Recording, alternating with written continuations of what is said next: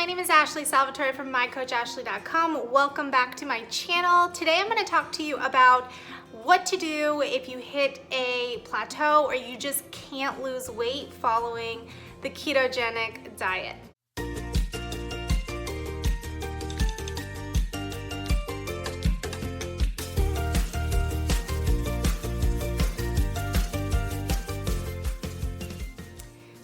So many people get started on the ketogenic, low-carb, high-fat diet to lose weight, feel great, gain energy, gain focus, clarity, all of the amazing benefits that come along with being in ketosis. But sometimes after the initial loss, which can be incredible at first because you lose a lot of water weight, when you're following the ketogenic diet, your body's not retaining and holding on to a lot of water. Now, what happens is you shift your metabolism from burning glucose and sugar for fuel as its primary fuel source to burning fat for fuel. And there are some reasons you may hit a stall. You may end up just being basically plateaued after that initial loss. So I'm going to give you some ideas to help you get past that and help you move along in your journey on reaching your ultimate goal following the ketogenic lifestyle. So guys, when you follow the ketogenic lifestyle, what's really cool is you're gonna find that you can eat less because the food you're eating is much more satisfying. So you shouldn't be hungry. You shouldn't be going hungry at all. And if you're maximizing the benefit of that, you should be adding in intermittent fasting in there. And that is really my tip number one if you hit a stall. Check if you are snacking constantly. If you are spending your entire day basically eating even ketogenic foods that can be a part of your plan, they can follow the macros, they can be perfect, but if you're not allowing your body time to have a break from insulin spikes, because if you're eating, your body's producing insulin.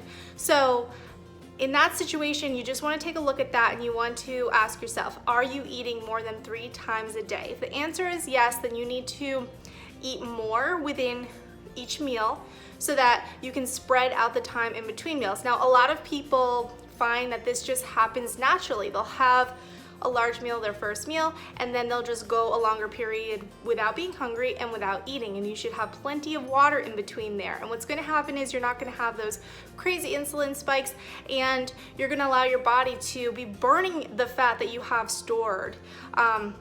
So that's tip number one. If you're not doing that, then that's the first place I would look. The next thing is your calories.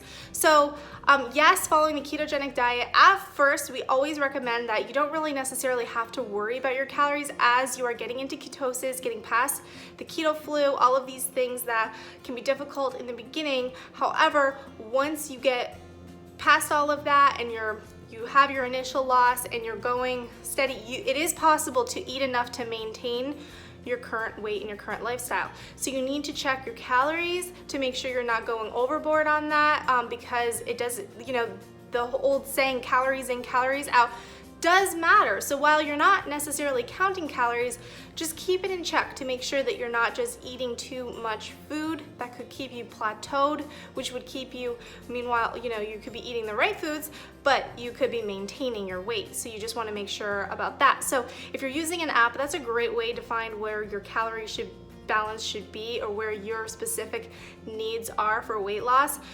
Use an app. It works great. So your calories. Okay, and lastly, I wanted to mention it's possible that your body is transitioning, your body composition is changing, but it's just not showing up on the scale. So what I always recommend is that you step off the scale and allow your body to do what it needs to do.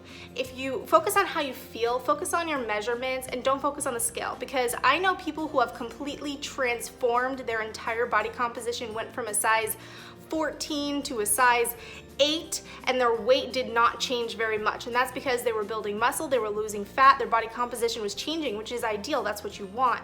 So I would recommend, if the scale is starting to discourage you, if you find that you are falling off track and having cheat meals often because you're thinking, what's the point of staying on track when the scale's not moving? I would throw that thing out the window and totally get rid of it. Guys, you don't need a scale to know that you are moving on track towards reaching your ultimate goal. So use it as a way to enhance your experience, to motivate you further. If you feel like you're losing weight, that's a good time to get on. If you feel like you're gaining weight, guys, that is the time to stay away, reevaluate, figure out and make sure you're doing everything correct. Make sure you're not having too many days where you fall off track in your week. And if you do find that you have a lot of accidental fall off tracks, or if you think you're getting in too many carbs in other ways without realizing it, I do also recommend you consider trying exogenous ketones, maybe a 10-day experience, to see if that can help break up your plateau.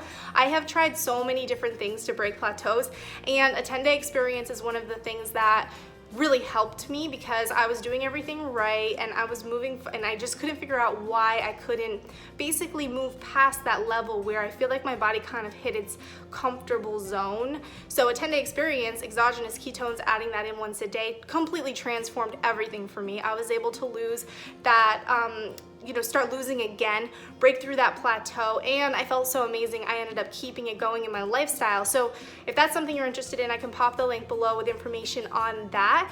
But definitely check the times that you're eating. Make sure you're not eating more than 3 times a day. And also try intermittent fasting and creating a shorter eating window. So basically, if you normally eat 8 hours a day, try to eat 6 hours a day. Or if you normally eat 12 hours a day, try to just push it back, do it slowly. So basically, if you every morning wake up and have breakfast at 8 a.m., try to push it back to 9 a.m. and then 10 a.m. and then 11 and then noon. And then if you can just stick with noon, eating from noon to 8, that's a pretty good window for most people. If you're already doing an 8-hour window, maybe try a 6-hour window, eating twice a day instead of 3 times a day. These are just different things to try out. So if you're in that plateau, hold strong, you'll get through it. I can't tell you how many times I've been in a plateau in my entire over 70-pound weight loss journey. I've been in a lot of them. They come and go for different reasons.